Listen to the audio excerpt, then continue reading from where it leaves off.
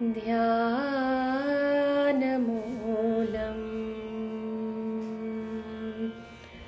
ಗುರುರ್ಮೂರ್ತಿಃ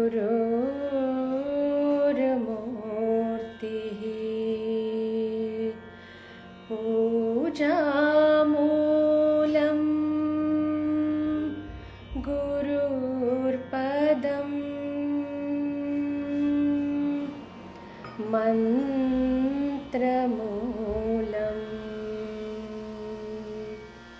ಗುರುರ್ವಾಕ್ಯಂ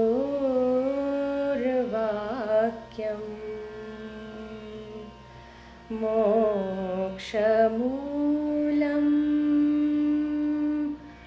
ಗುರುರ್ಕೃಪಾ.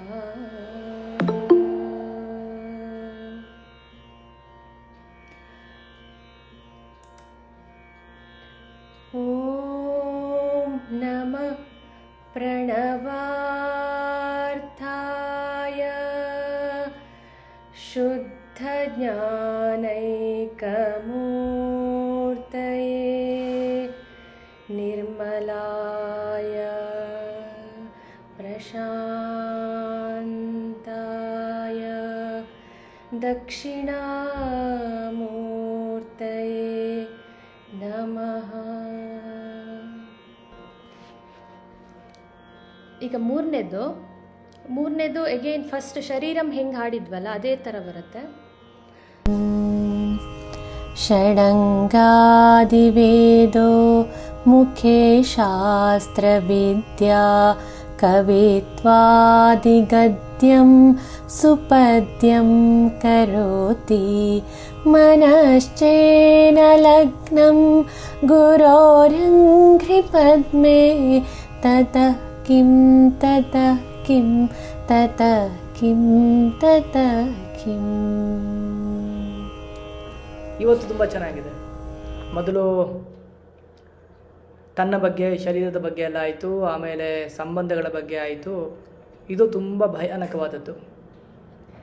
ಷಡಂಗಾದಿ ವೇದೋ ಮುಖೇ ಶಾಸ್ತ್ರವಿದ್ಯಾ ಕವಿತ್ವಾದಿ ಗದ್ಯಂ ಸುಪದ್ಯಂ ಕರೋತಿ ಮನಶ್ಚೇನ ಲಗ್ನಂ ಗುರೋರಂಘ್ರಿ ಪದ್ಮೆ ತತಃ ಕಿಂ ತತಃ ಕಿಂ ತತಃ ಕಿಂ ತತಃ ಕಿಂ.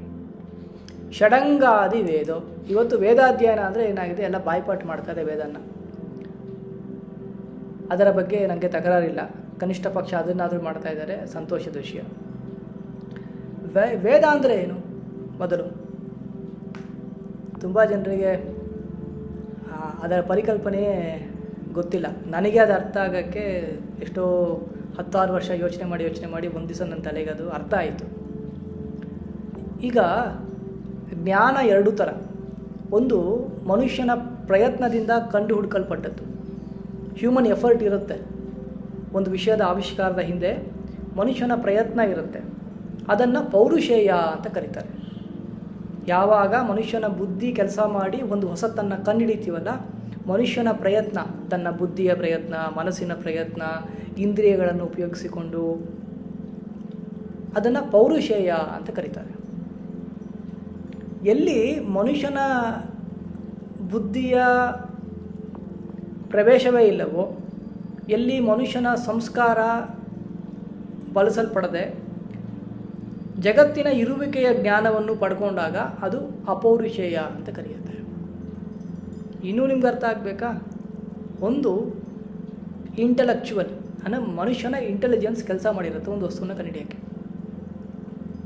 ಇನ್ನೊಂದು ಇಂಟ್ಯೂಷನಲ್, ಮನುಷ್ಯನ ಇಂಟೆಲಿಜೆನ್ಸ್ ಮೀರಿದ್ದ ಸತ್ಯಗಳನ್ನು ನೋಡೋದು. ಯಾವುದು ಇಂಟ್ಯೂಷನಲ್ಲೋ ಅದನ್ನೇ ಸೈನ್ಸ್ ಅಂತ ಕರೆಯೋದು.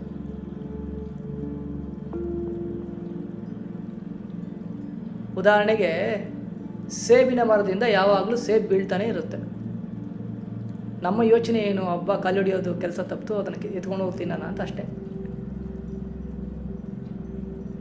ಸೇಬಿನ ಕಥೆಯನ್ನು ಕೇಳಿದ್ದೀರಾ ಎಲ್ಲರೂ? ಆ ಕಥೆ ಎಲ್ರಿಗೂ ಗೊತ್ತಿದೆ, ಆದ್ದರಿಂದ ಅದನ್ನು ಹೇಳ್ತಾ ಇದ್ದೀನಿ ನಾನು.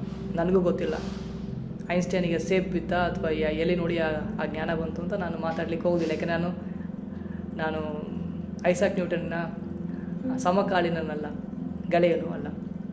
ಆದರೆ ಒಂದು ಕಥೆ ಇದೆ ವಾಡಿಕೆಯಲ್ಲಿ, ಸೇಬಿನ ಮರದಿಂದ ಸೇಬು ಬಿತ್ತಂತೆ. ಅದು ನೋಡಿದಾಗ ಯಾಕೆ ಕೆಳಗೆ ಬೀಳುತ್ತು ಅಂತ ಯೋಚನೆ ಮಾಡಿದಾಗ ಕೆಳಗಡೆ ಗುರುತ್ವಾಕರ್ಷಣ ಶಕ್ತಿ ಇತ್ತು ಅಂತ ತಿಳಿಯಿತು ಅಂತೆಲ್ಲ ಕತೆ ಓದ್ಕೊಂಡು ಬಂದಿದ್ದೀವಿ ನಾವು, ಹೌದಾ? ಅದನ್ನು ಪ್ರಶ್ನೆ ಮಾಡೋದಿಲ್ಲ, ಸತ್ಯನ ಸುಳ್ಳ ಅಂತ. ಬಟ್ ಒಂದು ನಂಬಿಕೆ ಇದೆ. ಪ್ರತಿದಿನ ಸೇಬು ಬೀಳ್ತಾನೆ ಇರುತ್ತಲ್ಲ, ಎಷ್ಟು ಜನ ಗ್ರಾವಿಟಿನ ಕಂಡುಹಿಡಿದ್ರು? ಯಾವಾಗ ಮನುಷ್ಯನ ಚಿತ್ತ ಶುದ್ಧಿ ಆಗತ್ತೆ, ತನ್ನೊಳಗೆ ಯಾವುದೇ ಪರಿಕಲ್ಪನೆಗಳು ದ್ವಂದ್ವಗಳು ಇರೋದಿಲ್ಲ, ಆಗ ವಸ್ತು ಹೇಗಿದೆಯೋ ಹಾಗೆ ಕಾಣುತ್ತೆ. ಜಗತ್ತಿನ ಸತ್ಯಗಳು ಕಾಣುತ್ತೆ. ನನಗೆ ನಿಮಗೆ ಕಾಣೋದು ಜಗತ್ತಿನ ಸತ್ಯಗಳಲ್ಲ, ನಮ್ಮ ಭ್ರಮಾಮಿಶ್ರಿತ ಪ್ರಪಂಚವೇ ಕಾಣೋದು. ನೀವು ಯಾವತ್ತೂ ಕೂಡ ನನ್ನ ಮಾತನ್ನು ಅರ್ಥ ಮಾಡ್ಕೊಳ್ತೀರಿ ಅನ್ನೋ ಭ್ರಮೆಯೇ ನನಗಿಲ್ಲ. ನಾನು ಏನೇ ಹೇಳಿದರೂ ಅದು ನಿಮಗೆ ಬೇಕಾದಾಗೆ ನೀವು ಅರ್ಥ ಮಾಡಿಕೊಳ್ಳೋದು. ನಿಮ್ಮ ಅನುಭವಗಳು, ನಿಮ್ಮ ಸಂಸ್ಕಾರಗಳು, ನಿಮ್ಮ ಮನಸ್ಥಿತಿಗಳು, ಏನು ಊಟ ಮಾಡಿದ್ದೀರಾ, ಇವೆಲ್ಲವೂ ಮಿಶ್ರಿತವಾಗಿಯೇ ನೀವು ಅರ್ಥ ಮಾಡಿಕೊಳ್ಳೋದು. ನಾನು ಮಾತಾಡಿದ್ದು ನಿಮ್ಗೆ ಅರ್ಥ ಆಗುತ್ತೆ ಅನ್ನೋ ಭ್ರಮೆ ನನಗಂತೂ ಸ್ವಲ್ಪನೂ ಇಲ್ಲ. ಆದ್ದರಿಂದ ಯಾರಿಗಾದ್ರೂ ನೀವು ಹೇಳಬೇಕಾದ್ರೆ ಅವ್ರು ಹೇಳಿದ್ದು ಅಂತ ಹೇಳ್ಬೇಡಿ, ನನಗೆ ಆ ಥರ ಅರ್ಥ ಆಗಿದ್ದು ಅಂತ ಹೇಳ್ಬೇಕು ನೀವು.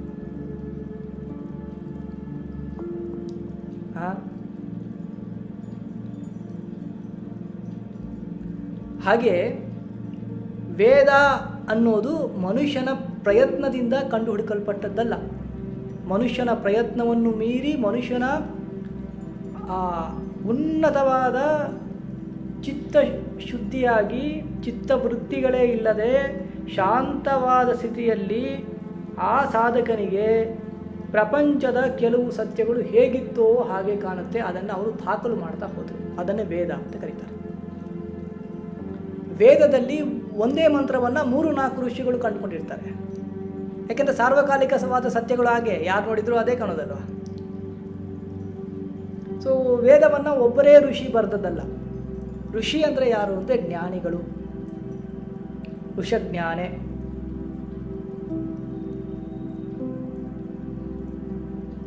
ವೇದ ಅಂದರೆ ಜ್ಞಾನ, ನಮಗೆ ಬರೋದಲ್ಲ ಅಜ್ಞಾನ.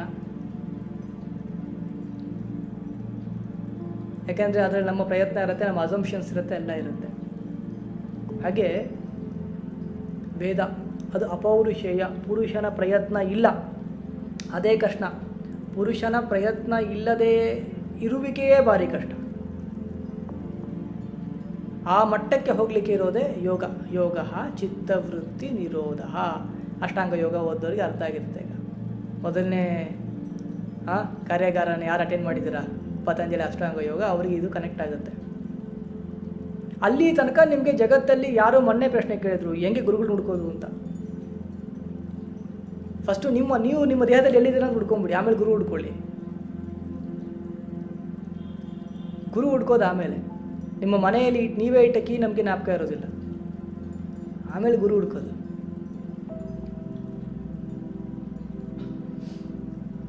ಹೀಗೆ ಮನುಷ್ಯನ ಪ್ರಯತ್ನ ಇಲ್ಲದೆ ಆ ಮಟ್ಟಕ್ಕೆ ಒಬ್ಬ ಋಷಿ, ಒಬ್ಬ ಜ್ಞಾನಿ ಹೋಗಿ ತಾನು ಕಂಡುಕೊಂಡ ಸಾರ್ವಕಾಲಿಕವಾದ ಸತ್ಯಗಳೇನಿದೆ ಅದನ್ನು ವೇದ ಅಂತ ಕರೀತಾರೆ. ಅನಂತ ವೈ ವೇದಾಹ ಅಂದರೆ ವೇದಗಳು ಅನಂತ, ಇನ್ಫಿನಿಟಿ ಅಂತ. ಯಾಕೆಂದರೆ ವೇದ ಅಂದರೆ ಏನು? ಜ್ಞಾನ. ಯಾವುದರ ಬಗ್ಗೆ ಜ್ಞಾನ? ಜಗತ್ತಿನಲ್ಲಿ ಏನೇನು ವಸ್ತುಗಳಿದೆಯೋ, ಜಗತ್ತಿನಲ್ಲಿ ಏನೇನು ಸತ್ಯಗಳಿದೆಯೋ ಆ ಎಲ್ಲ ಸತ್ಯಗಳ ಜ್ಞಾನ.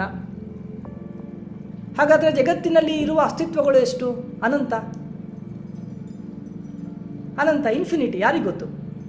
ನಾವು ಇಲ್ಲಿ ಕೂತ್ಕೊಂಡು ನನಗೆಲ್ಲ ಗೊತ್ತು ಅಂತ ಭೂಮಿಯನ್ನೇ ನಾವು ಸರಿಯಾಗಿ ನೋಡಿಲ್ಲ. ನಮ್ಮ ದೇಹದಲ್ಲಿ ಆಗುವ ವ್ಯವಸ್ಥೆಗಳ ಬಗ್ಗೆಯೇ ನಮ್ಗೆ ಅರಿವಿಲ್ಲ.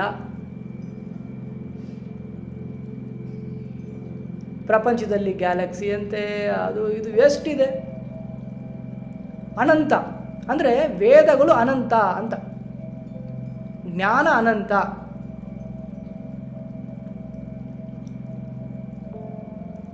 ಅರ್ಥ ಆಗ್ತಾ ಇದೆಯಾ? ಕನ್ಫ್ಯೂಸ್ ಆಗ್ತಾ ಇದೆಯಾ? ಕಷ್ಟ ಆಗ್ತಾ ಇದೆಯಾ ನಿಮಗೆ? ವೇದ ಎಂಬುದರ ಕನಿಷ್ಠ ಪಕ್ಷ ನಿಮ್ಗೆ ಅರ್ಥ ಆಗಲಿ ಅಂತ. ಹೀಗೆ ಬೇರೆ ಬೇರೆ ಬೇರೆ ಬೇರೆ ಕಾಲಮಾನಗಳಲ್ಲಿ ಬೇರೆ ಬೇರೆ ಋಷಿಗಳು ತಾವು ಇಡೀ ಜನ್ಮವನ್ನು ಸವಿಸಿ ಕಂಡುಕೊಂಡಂತಹ ಆ ಸಾರ್ವಕಾಲಿಕವಾದ ಏನು ಸತ್ಯಗಳಿವೆ ಅದರ ದಾಖಲೆಗಳೇ ವೇದ. ಅವರು ಯಾರೂ ಪೇಟೆಂಟ್ ಮಾಡ್ಕೊಳ್ಳಿಲ್ಲ, ಎಲ್ಲರೂ ಓದ್ಕೊಂಡು ಮುಂದಿನ ಜನ್ರೇಷನ್ ತೊಗೊಂಡೋಗಿಂದ ಬಿಟ್ಟುಕೊಟ್ಟೋದು ಅಷ್ಟೇ.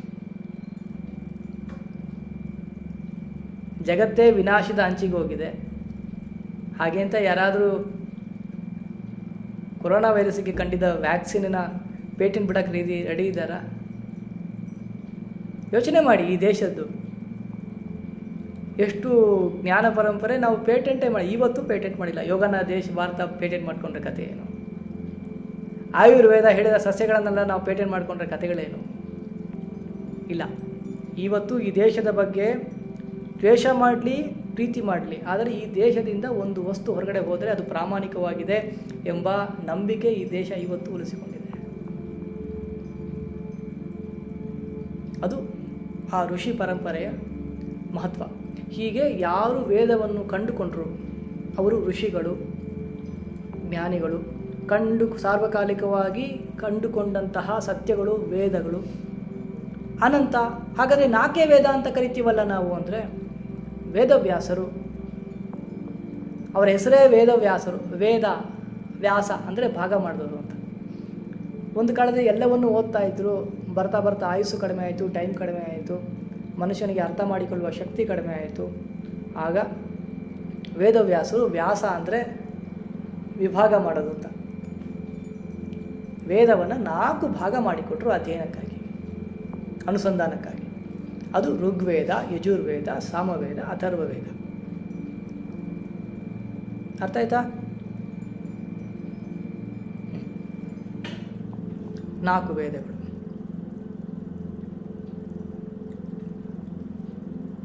ಈ ಶ್ರುತಿ ಮತ್ತು ಸ್ಮೃತಿ, ಒಂದು ವೇದಗಳು ಶ್ರುತಿ, ವೇದವನ್ನು ಬಿಟ್ಟು ಬೇರೆ ಎಲ್ಲ ಗ್ರಂಥಗಳು, ರಾಮಾಯಣ, ಮಹಾಭಾರತ, ಪುರಾಣ, ಇತಿಹಾಸ ಎಲ್ಲ ಇದೆಯಲ್ಲ, ಪುರಾಣ, ಇತಿಹಾಸಗಳು ಇವೆಲ್ಲ ಇದೆಯಲ್ಲ, ಇವೆಲ್ಲವೂ ಕೂಡ ಮನುಷ್ಯನ ಪ್ರಯತ್ನದಿಂದ ಆದಂಥದ್ದು. ವೇದವ್ಯಾಸರು ಬರೆದದ್ದು ಪುರಾಣಗಳನ್ನು, ನಮ್ಮ ಬಸವಣ್ಣನವರು ವಚನಗಳನ್ನು ಬರೆದಿದ್ದು, ಕಾಳಿದಾಸ ಕಾವ್ಯಗಳನ್ನು ಬರೆದದ್ದು, ಕುವೆಂಪುಗಳು ಶ್ರೀರಾಮಾಯಣ ದರ್ಶನವನ್ನು ಬರೆದಿದ್ದು, ವಾಲ್ಮೀಕಿ ಮಹರ್ಷಿಗಳು ವಾಲ್ಮೀಕಿ ರಾಮಾಯಣವನ್ನು ಬರೆದದ್ದು. ಇವೆಲ್ಲ ಮನುಷ್ಯನ ಪ್ರಯತ್ನ ಇದೆ. ಎಲ್ಲಿ ಎಲ್ಲಿ ಮನುಷ್ಯನ ಪ್ರಯತ್ನ ಇದೆ, ಮನುಷ್ಯನ ಜ್ಞಾನವೂ ಇದಿರುತ್ತೆ, ಮನುಷ್ಯನ ಅಜ್ಞಾನವೂ ಅದರಲ್ಲಿ ಸೇರಿಕೊಂಡಿರುತ್ತೆ. That is not a purest form of knowledge. ಅದಕ್ಕೆ ವೇದಕ್ಕೆ ಅಷ್ಟೊಂದು ಪ್ರಾಮಾಣ್ಯ. ಯಾಕೆಂದರೆ ವೇದಗಳಲ್ಲಿ ಮನುಷ್ಯನ ಪ್ರಯತ್ನವೇ ಇಲ್ಲ, ಆದ್ದರಿಂದ ಅಜ್ಞಾನದ ಸೋಂಕು ಇರೋದಿಲ್ಲ ಅಂತ. ಆದರೆ ಅಜ್ಞಾನಿಗಳಾದ ನಾವು ಅದನ್ನು ಓದಬೇಕಾದರೆ ಅಜ್ಞಾನದ ಸೋಂಕು ನಮ್ಮ ಮನಸ್ಸಿಗೆ ಬರುತ್ತೆ. ನಾವು ಅರ್ಥ ಮಾಡಿಕೊಳ್ಬೇಕಾದ್ರೆ ನಮ್ಮ ಅಜ್ಞಾನದ ಒಟ್ಟಿಗೆ ವೇದವನ್ನು ಅರ್ಥ ಮಾಡಿಕೊಳ್ಳೋದು. ಈಗ ಬಿಳಿ ಬಟ್ಟೆ ಇದೆ ರೀ, ಬಿಳಿ ಬಟ್ಟೆಯಲ್ಲಿ ಯಾವುದೂ ಸೋಂಕಿಲ್ಲ. ನನ್ನ ಕೈ ಗಲೀಜಾಗಿದ್ದರೆ ಬಿಳಿ ಬಟ್ಟೆ ನನ್ನ ಕೈಗೆ ಬರಬೇಕಾದ್ರೆ ಅದು ಕಪ್ಪಾಗಿರುತ್ತೆ, ಕೆಂಪಾಗಿರುತ್ತೆ, ಹಸಿರಾಗಿರುತ್ತೆ, ನೀಲಿ ಆಗಿರುತ್ತೆ. ಅದು ನನ್ನ ಕೈಯ ಸ್ಪರ್ಶ ಆದಾಗ ನನ್ನ ಕೈಯಲ್ಲಿ ಯಾವ ವರ್ಣ ಇದೆ ಆ ವರ್ಣದ ಮಿಶ್ರಿತವಾಗಿಯೇ ಆ ಬಟ್ಟೆ ಕಾಣುತ್ತೆ. ಆದರೆ ಮೂಲತಃ ಬಿಳಿ ಬಟ್ಟೆಗೆ ಯಾವುದೇ ಸೋಂಕಿಲ್ಲ. ಹಾಗೆ ವೇದ ಅಜ್ಞಾನ ಮಿಶ್ರಿತವಾಗಿಲ್ಲ ಅನ್ನೋದು ಎಷ್ಟು ಸತ್ಯವೋ ಹಾಗೆಯೇ ವೇದವನ್ನು ನಾವು ಅದೇ ರೀತಿ ಅರ್ಥ ಮಾಡಿಕೊಳ್ಳಿಕ್ಕೆ ಆಗೋದಿಲ್ಲ ಎಂಬುದು ಅಷ್ಟೇ ಸತ್ಯ. ಒಬ್ಬೊಬ್ಬರಿಗೆ ಒಂದೊಂಥರ ಅರ್ಥ ಆಗ್ತಾ ಹೋಗುತ್ತದೆ. ಅದಕ್ಕಾಗಿ ಅಷ್ಟೊಂದು ಭಾಷೆಗಳು, ಅಷ್ಟೊಂದು ವೇದಾಂತಗಳು, ಅಷ್ಟೊಂದು ಸಿದ್ಧಾಂತಗಳು. ನೆನ್ನೆ ಯಾರೋ ಪ್ರಶ್ನೆ ಕೇಳಿದ್ರು, ಒಬ್ಬರು ಶಿವ ಅಂತಾರೆ, ರಾಮ ಅಂತಾರೆ, ದ್ವೈತ ಅಂತಾರೆ, ಅದ್ವೈತ ಅಂತಾರೆ, ವಿಶಿಷ್ಟಾದ್ವೈತ ಅಂತಾರೆ. ಎಲ್ಲರೂ ಬರೆದದ್ದು ಭಾಷ್ಯ ಬ್ರಹ್ಮಸೂತ್ರಕ್ಕೆ, ಒಂದೇ ಸೂತ್ರಕ್ಕೆ ಎಲ್ಲರೂ ಭಾಷ್ಯ ಬರೆದಿದ್ದು. ಆದರೆ ಒಬ್ಬೊಬ್ಬರು ನೋಡಿದ ರೀತಿ ಬೇರೆ. ಅದು ಅವರವರ ಪಕ್ವತೆಗೆ, ಅವರವರ ಸಾಧನಾ ಮಾರ್ಗಕ್ಕೆ ಬಿಟ್ಟದ್ದು.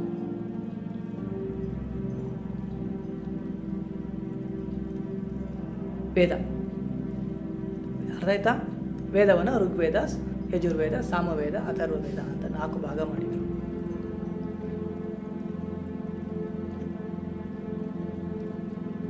The purest form of knowledge Veda. ಒಬ್ಬನ ಮುಖದಲ್ಲಿ ಎಲ್ಲ ವೇದ ಇದೆ, ಬಾಯಿ ತೆಗೆದ್ರೆ ವೇದ ಬರುತ್ತೆ. ಇಡೀ ವೇದ ಬಾಯ್ಪಾಠ ಆಗಿದೆ ಅವರಿಗೆ, ವೇದಾಧ್ಯಯನ ಆಗಿದೆ. ಆಮೇಲೆ ಈ ವೇದವನ್ನು ಅರ್ಥ ಮಾಡಿಕೊಳ್ಬೇಕಾದ್ರೆ ವೇದ ಅಂಗ ಅಂತ ಇದೆ. ಷಡಂಗ, ಷಟ್ ಅಂಗ, ಷಟ್ ಅಂದರೆ 6, ಅಂಗ ಅಂದರೆ ಅಂಗಗಳು, ಲಿಮ್ಸ್. ಯಾವುದು? ಶಿಕ್ಷಾ, ವ್ಯಾಕರಣ, ಛಂದಸ್ಸು, ನಿರುಕ್ತ, ಜ್ಯೋತಿಷ.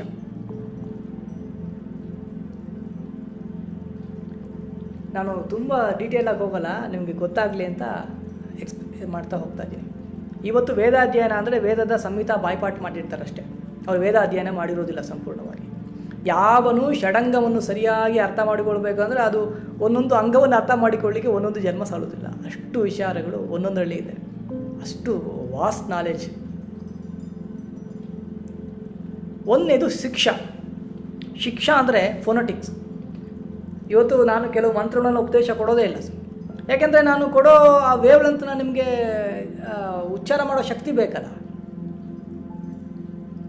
ಅದಕ್ಕೋಸ್ಕರ ಫಸ್ಟು ವಾಕ್ಶುದ್ಧಿ ತುಂಬ ಮುಖ್ಯ.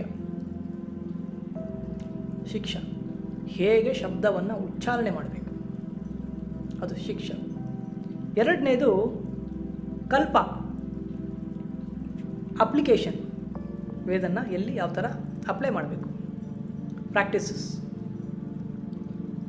ವ್ಯಾಕರಣ ಅಂದರೆ ಗ್ರಾಮರ್, ಭಾಷೆಯನ್ನು ಅರ್ಥ ಮಾಡಿಕೊಳ್ಬೇಕಾದ್ರೆ ವ್ಯಾಕರಣ ಬೇಕು, ವ್ಯಾಕರಣ. ಆಮೇಲೆ ನಿರುಕ್ತ ಅಂತ ಕರೀತಾರೆ. ನಿರುಕ್ತ ಅಂದರೆ ಎಟಿಮಾಲಜಿ. ಎಟಿಮಾಲಜಿ ಅಂದರೆ ಒಂದು ಒಂದೇ ವಿಷಯಕ್ಕೆ 4-5 ಶಬ್ದಗಳಿರ್ತವೆ, 100 ಶಬ್ದ ಇರುತ್ತೆ. ಈ ಶಬ್ದವನ್ನು ಇಲ್ಲಿ ಯಾಕೆ ಬಳಸಿದರು? ಈಗ ನಾನು ಹೇಳಿದೆ ಜಾಯ ಅನ್ಬೋದು, ಕಲತ್ರಮ್ ಅಂತ ಯಾಕೆ ಕರೆದ್ರು? ಆ ನಿರುಕ್ತ ಎಟಿಮಾಲಜಿನ ಸ್ಟಡಿ ಮಾಡೋದು, ಆ ಬ್ರ್ಯಾಂಚಿಗೆ ನಿರುಕ್ತ ಅಂತ ಕರೀತಾರೆ. ಯಾಸ್ಕರ ನಿರುಕ್ತ ತುಂಬ ಪ್ರಸಿದ್ಧವಾದದ್ದು. ಆಮೇಲೆ ಛಂದಸ್ಸು. ಛಂದಸ್ಸು ಅಂದರೆ ಈ ಪೊಯಿಟಿಕ್ ಮೀಟರ್, ಹೆರಾಯಿಕ್ ಕಪ್ಲೆಟ್ ಅಂತ ಕರಿತೀರಲ್ಲ, ಅನುಷ್ಠುಪ್ ಛಂದಸ್ಸು. ಇವತ್ತು ಗಾಯತ್ರಿ ಮಂತ್ರಕ್ಕೆ ಗಾಯತ್ರಿ ಮಂತ್ರ ಅಂತ ಯಾಕೆ ಕರೀತಾರೆ ಗೊತ್ತಾ? ಆ ಮಂತ್ರ ಗಾಯತ್ರಿ ಎಂಬ ಛಂದಸ್ಸಲ್ಲಿದೆ. ಹಾಗೆ ಅನುಷ್ಠುಪ್ ಛಂದಸ್ಸು, ತ್ರಿಷ್ಠುಪ್ ಛಂದಸ್ಸು, ಜಗತಿ ಅಂತೆಲ್ಲ ಛಂದಸ್ಸಿಗೆ ಹೆಸರಿದೆ. ಹೀಗೆ ಛಂದಸ್ಸು ನಮ್ಮಲ್ಲಿ ಗದ್ಯ, ಪದ್ಯ, ಚಂಪು ಎಂಬುದಾಗಿ. ಪದ್ಯ ಅಂದಾಗ ಅದಕ್ಕೆ ಒಂದು ಛಂದಸ್ಸು ಇರುತ್ತೆ, ಲಘು ಗುರು ಅಂತೆಲ್ಲ ಕರಿತೀವಲ್ಲ, ಏನೇನು ಬುದ್ಧಿವಂತರಿದ್ದೀರ ಇಲ್ಲಿ. ಛಂದಸ್ಸು ಛಂದೋಬದ್ಧವಾಗಿರಬೇಕು ಪದ್ಯ, ಹಾಡು ಅನ್ನೋದು. ಗದ್ಯಕ್ಕೆ ಛಂದಸ್ಸಿಲ್ಲ. ಇದು ಎರಡು ಮಿಶ್ರಿತವಾಗಿರುವ ಒಂದು ಪದ್ಧತಿ ಚಂಪು ಅಂತ ಕರೀತಾರೆ. ಅಲ್ಲಿ ಗದ್ಯವನ್ನು ಉಪಯೋಗಿಸ್ತಾರೆ, ಕೆಲವು ಕಡೆ ಪದ್ಯವನ್ನು ಉಪಯೋಗಿಸಿಕೊಂಡವರು ಚಂಪು.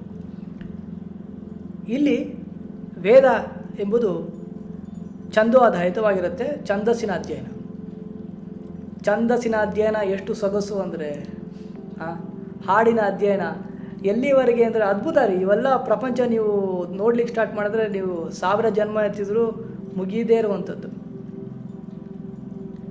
ಈಗ ಡಮರು ಥರ ಇರುತ್ತೆ ಇನ್ಸ್ಟ್ರೂಮೆಂಟು, ಆ ಇನ್ಸ್ಟ್ರೂಮೆಂಟ್ ರೀತಿಯಲ್ಲೇ ಸೌಂಡನ್ನು ಪ್ರೊಡ್ಯೂಸ್ ಮಾಡ್ತೀವಿ.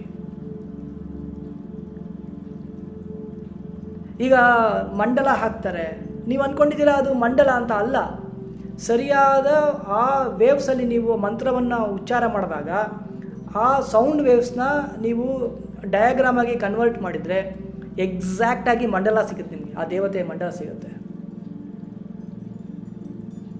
ಮ್ಯಾಟರ್ ಮತ್ತು ಎನರ್ಜಿ ಸೌಂಡ್ ಎನರ್ಜಿನ ಮ್ಯಾಟ್ರಾಗಿ ಕನ್ವರ್ಟ್ ಮಾಡಿದಾಗ ಸಿಗೋದೇ ಮಂಡಲಗಳು. ಆ ಮಂಡಲವನ್ನು ನೀವು ಸೌಂಡ್ ಎನರ್ಜಿಯಾಗಿ ವಾಪಸ್ ಕನ್ವರ್ಟ್ ಮಾಡಿದರೆ ನಿಮಗೆ ಮಂತ್ರ ಸಿಗುತ್ತೆ. ಎಷ್ಟೋ ದೇವಸ್ಥಾನಗಳಲ್ಲಿ ನಿಮಗೆ ಗೊತ್ತೇ ಆಗೋದಿಲ್ಲ, ಹೀಗೆ ಹೀಗೆ ಹೀಗೆ ಹೀಗೆ ಹೀಗೆ ಇರುತ್ತೆ. ನೀವು ಅಂದ್ಕೊಳ್ತೀರಾ ಏನೋ ಡಿಸೈನ್ ಅಂತ. ಅಲ್ಲ, ನೀವು ಆ ವೇವ್ ಲೆಂತನ್ನು ನೀವು ಸೌಂಡಾಗಿ ಕನ್ವರ್ಟ್ ಮಾಡಿದರೆ ನಿಮಗೆ ಸೌಂಡ್ ಕೇಳಿಸುತ್ತೆ. ಎಷ್ಟೆಷ್ಟು ಹಳೆಯ ದೇವಸ್ಥಾನಗಳಲ್ಲಿ ನಿಮಗೆ ಸರ್ಪ ಇರುತ್ತೆ, ಸರ್ಪದ ಕೆಳಗಡೆ ಹಿಂಗೆ ಈ ಒಂದು ಡಯಾಗ್ರಾಮ್ ವೇವ್ಸ್ ಹಾಕಿರ್ತಾರೆ. ನೀವೇನೋ ಟೈಮ್ ಜಾಸ್ತಿ ಇತ್ತು ಶಿಲ್ಪಿಗೆ ಅವ್ನು ಕೆತ್ತಿದ್ದಾನೆ ಅಂತ ಅಂದ್ಕೊಂಡಿರ್ತೀರ. ಹಾಗಲ್ಲ, ನೀವು ಅದನ್ನು ಕನ್ವರ್ಟ್ ಮಾಡಿದರೆ ಆ ಪ್ರಾಣಿಯ ಶಬ್ದ ನಿಮಗೆ ಸಿಗುತ್ತೆ. ಹಾಗೆ ಅದ್ಭುತವಾದ ರಹಸ್ಯ ಈ ನಮ್ಮ ಹಿರಿಯರು ದೇವಾಲಯಗಳಲ್ಲಿ ಬಿಟ್ಟು ನಮ್ಗೆ ಏನೂ ಬೇಕಾಗಿಲ್ಲ. ದೇವರ ಹತ್ರ ಹೋಗಿ ದುಡ್ಡು ಹಾಕಿ ದೇವರೇ ಮಕ್ಕಳು ಮಾಡು ಮರಿ ಮಾಡು ಇದರಲ್ಲೇ ಬಿಸಿ ಬಿಟ್ಟರೆ ಹೊರಗಡೆ ಯಾವ ಫುಡ್ ಆರ್ಡ್ರ್ ಮಾಡೋದು, ಪೊಂಗಲ್ ಖಾಲಿ ಆಗಿಬಿಡುತ್ತೆ, ಇಡ್ಲಿ ಖಾಲಿ ಆಗುತ್ತೆ, ಇದೇ ಯೋಚನೆ. ನೆನ್ನೆ ಆ ಹೋಟ್ಲು ಚೆನ್ನಾಗಿರಲಿಲ್ಲ, ನೆಕ್ಸ್ಟ್ ಈ ಹೋಟ್ಲಿಗೆ ಹೋಗೋಣ, ದೇವಸ್ಥಾನಕ್ಕೆ ಹೋಗಿ ಬೇರೆ ಏನು ಕೆಲಸ ಇಲ್ಲ. ಒಂದು ಹಸ್ತಿವಾಗಿ ಹೋಗಿದರೆ ಏನು ತಿನ್ನೋದು ಅಂತ, ಹೊಟ್ಟೆ ತಿನ್ಕೊಂಡು ಹೋಗಿದರೆ ಹೇಗೆ ಬೇಗ ರೂಮ್ಗೆ ಹೋಗೋದು ಅಂತ. ಇಷ್ಟೇ ಯೋಚನೆ ನಮಗೆ. ದೇವಸ್ಥಾನವನ್ನು ನೀವು ನೋಡ್ತಾ ಹೋದರೆ ಒಂದು ಅದ್ಭುತವಾದ ಒಂದು ಪ್ರಯೋಗಶಾಲೆ. ಹೀಗೆ ಛಂದಸ್ಸು ಅನ್ನೋದು ಅದ್ಭುತವಾದ ಒಂದು ಪರಿಕಲ್ಪನೆ. ಯಾಕೆ ಇವತ್ತು ನಾನು ಮಾತಾಡ್ತಾ ಇದ್ದೀನಿ, ಅಲ್ಲಿ ರೆಕಾರ್ಡ್ ಆಗ್ತಾ ಇದೆ, ಸೌಂಡ್ ವೇವ್ಸ್ ನೋಡಿದ್ರೆ ಹೀಗೆ ಹೀಗೆ ಹೋಗ್ತಾ ಇರುತ್ತೆ, ನೋಡಿದ್ದೀರಾ? ಹೀಗೆ ಹೀಗೆ ಹೀಗೆ ಹೀಗೆ ಹೋಗ್ತಾ ಇರೋ ಸೌಂಡ್ ವೇವ್ಸು.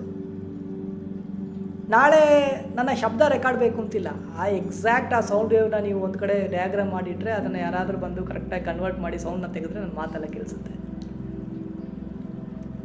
ಸೊ ಅದು ಅದ್ಭುತವಾದ ವಿಜ್ಞಾನಗಳು. ಅದಕ್ಕೆ ಎಷ್ಟೇ ದಾಳಿಗಳಾದರೂ ಇವತ್ತು ಬೇರೆ ಯಾವ ದೇಶದ ಸಂಸ್ಕೃತಿಯ ಜ್ಞಾನ ಪರಂಪರೆ ಇಷ್ಟು ಗಟ್ಟಿಯಾಗಿ ನಿಂತಿಲ್ಲ.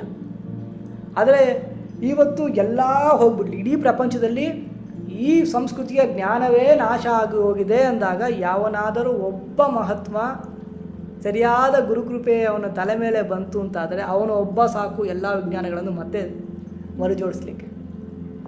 ಅಷ್ಟು ಪ್ರೊಟೆಕ್ಷನ್ ಇದೆ. ಅದಕ್ಕೋಸ್ಕರನೇ ಇವತ್ತು ವೇದವನ್ನು ಶ್ರುತಿ ಅಂತ ಕರೀತಾರೆ. ವೇದವನ್ನು ಬರೆದಿಡೋ ಪರಂಪರೆ ಇಲ್ಲ. ಅದು ಬರೆದಿಡ್ಲಿಕ್ಕೆ ಶುರು ಆದಮೇಲೆ ಅದರಲ್ಲಿ ತಪ್ಪುಗಳು ಶುರುವಾಗಿತ್ತು. ಯೋಚನೆ ಮಾಡಿ, ಸಾವಿರಾರು ವರ್ಷ ಇಷ್ಟು ವೇದಗಳಿದೆ.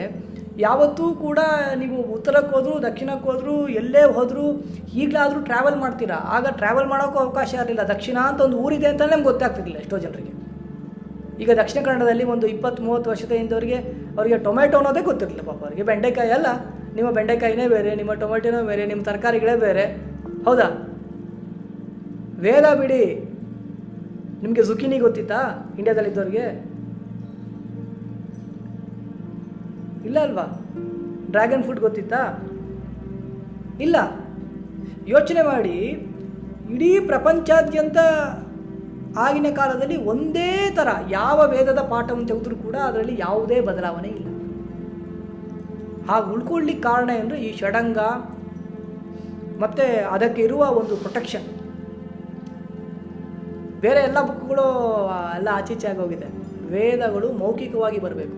ವೇದವನ್ನು ಯಾಕೆ ಮೌಖಿಕವಾಗಿ ಹೇಳಬೇಕು ಅಂತ, ಮುಖ್ಯದಲ್ಲಿ ಇರಬೇಕು ಅಂತ ಹೇಳೋದು ಅಂದರೆ, ಈ ಬರವಣಿಗೆಗೆ ಒಂದು ಲಿಮಿಟೇಷನ್ ಇದೆ. ಕೆಲವು ಶಬ್ದನ ಉಚ್ಚಾರಣೆ ಮಾಡ್ತೀವಿ, ನೀವು ಬರೆಯೋಕ್ಕೆ ಸಾಧ್ಯನೇ ಇಲ್ಲ. ಬರೆಯೋಕ್ಕೆ ಸಾಧ್ಯನೇ ಇಲ್ಲ. ಅದು ಮಂಡಳದ ಮೂಲಕ, ಡಯಾಗ್ರಾಮ್ ಮೂಲಕವೇ ಅದನ್ನು ತೋರಿಸ್ಬೇಕು. ಬಿಟ್ಟರೆ ಅಕ್ಷರಕ್ಕೆ ಲಿಮಿಟೇಷನ್ ಇದೆ.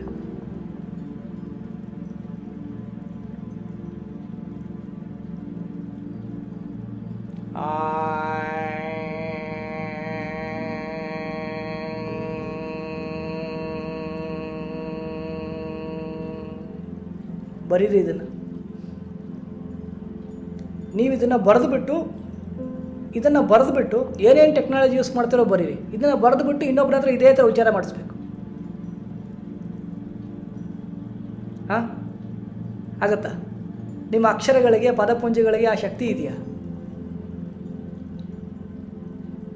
ಆ ಸೌಂಡ್ ವೇವ್ಸ್ನ ನೀವು ಅಕ್ಷರಗಳಲ್ಲಿ ದಾಖಲೆ ಮಾಡಲಿಕ್ಕೆ ಆಗೋದೇ ಇಲ್ಲ.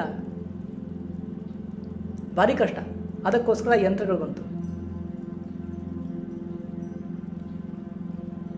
ಈ ಮಂತ್ರ ಮತ್ತು ಯಂತ್ರ ಸೇರಿದರೆ ತಂತ್ರ, ಟೆಕ್ನಾಲಜಿ. ಒಂದು ಎನರ್ಜಿ ಬೇಸ್ಡ್, ಇನ್ನೊಂದು ಮ್ಯಾಟ್ರ್ ಬೇಸ್ಡ್. ಇವತ್ತು ಪ್ರಪಂಚ ಮಾಡೋದೇ ಎರಡು, ಎನರ್ಜಿಯಿಂದ ಮ್ಯಾಟ್ರು, ಮ್ಯಾಟ್ರಿಂದ ಎನರ್ಜಿ. ಹೀಗೆ ವೇದಗಳನ್ನು ಯಾವತ್ತೂ ಕೂಡ ಶ್ರುತಿ ಕೇಳಿಯೇ ಬರಬೇಕು. ಯಾಕೆಂದರೆ ಅದನ್ನು ಬರೆದಿಟ್ಟು ಕಲಿಯೋಕ್ಕಾಗೋದಿಲ್ಲ. ಯಾವಾಗ ನಾವು ಇದನ್ನು ಬರೀಲಿಕ್ಕೆ ಶುರು ಮಾಡಿದ್ವಿ ಆಗ ಅದು ಹೇಗೆ ನಮಗೆ ಸಿಗಬೇಕು ಹಾಗೆ ಸಿಗ್ತಾ ಇಲ್ಲ. ಅಷ್ಟೇ ಯಾಕೆ, ನೀವು ವಜ್ರಕ್ರಿಯೆ ಅಟೆಂಡ್ ಮಾಡಿದಿರಿ, 6 ಬ್ಯಾಚ್ ಆಯಿತು. ಒಂದೊಂದು ಬ್ಯಾಚ್ ಅವ್ರನ್ನ ನೀವು ಕೇಳಿದ್ರೆ ಒಂದೊಂದೇ ವಿಷಯ ಬೇರೆ ಬೇರೆ ಹೇಳ್ತಾರೆ ಅವರು.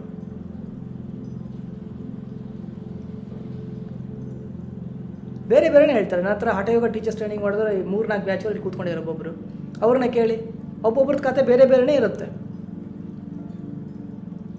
ಸಾಧ್ಯವೇ ಇಲ್ಲ, ರಿಪ್ಲಿಕಾ ಮಾಡಲಿಕ್ಕೆ ಸಾಧ್ಯವೇ ಇಲ್ಲ. ಯಾರೋ ಟೇಪ್ ರೆಕಾರ್ಡ್ ಥರ ಯಾರಾದರೂ ಪಾಠ ಮಾಡಿದ್ರೆ ಮಾತ್ರ ಹಾಗಾಗೋದು.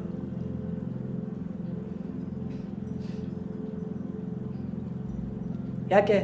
ವಜ್ರಕ್ರಿಯೆಯಲ್ಲಿ ನಾವು ಏನು ಮಾಡ್ತೀವಿ, 2ನೇ ದಿವಸ ಅಲ್ಲಿ ಇನಿಷಿಯೇಷನ್ ಆಗುತ್ತೆ, ಬೀಜ ಮಂತ್ರ ಇನಿಷಿಯೇಷನ್ ಆಗುತ್ತೆ.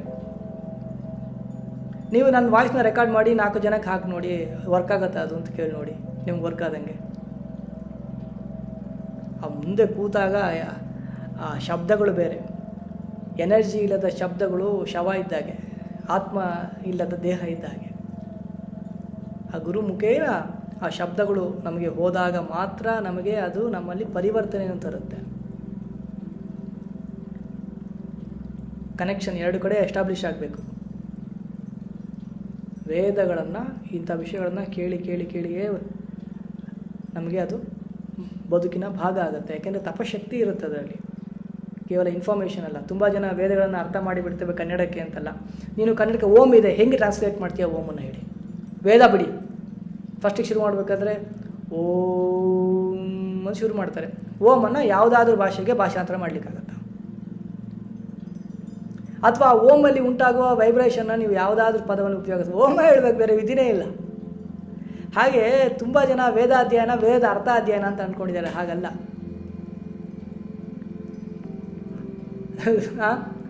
ಆಗೋದಿಲ್ಲ. ಅದು ಆ ಪದಪುಂಜಗಳನ್ನು ಅದು ಬಳಸಿದಾಗ ನಮ್ಮಲ್ಲಿ ಆಗುವ ಬದಲಾವಣೆಗಳೇ ಬೇರೆ.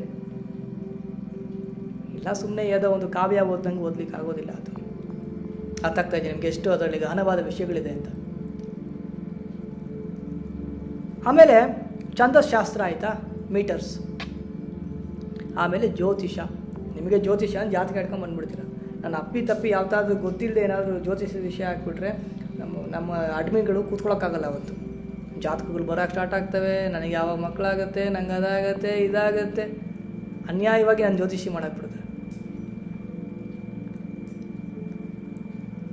ಜ್ಯೋತಿಷ ಅಂದರೆ, ಜ್ಯೋತಿ ಅಂದರೆ ಏನ್ರಿ? ಲೈಟ್ ಅಲ್ಲೇನ್ರಿ? ಸೆಲೆಸ್ಟಿಯಲ್ ಲೈಟ್ಸ್ ಬಗ್ಗೆ ಅಧ್ಯಯನ. ನಕ್ಷತ್ರಗಳು, ಗ್ಯಾಲಕ್ಸಿಗಳು, ತಾರಾ ಪುಂಜಗಳು, ಇವತ್ತು ಕೂಡ ನಾವು ಲೈಟ್ ಇಯರ್ಸ್ ಅಂತಲೇ ಕರೆಯೋದಲ್ವಾ.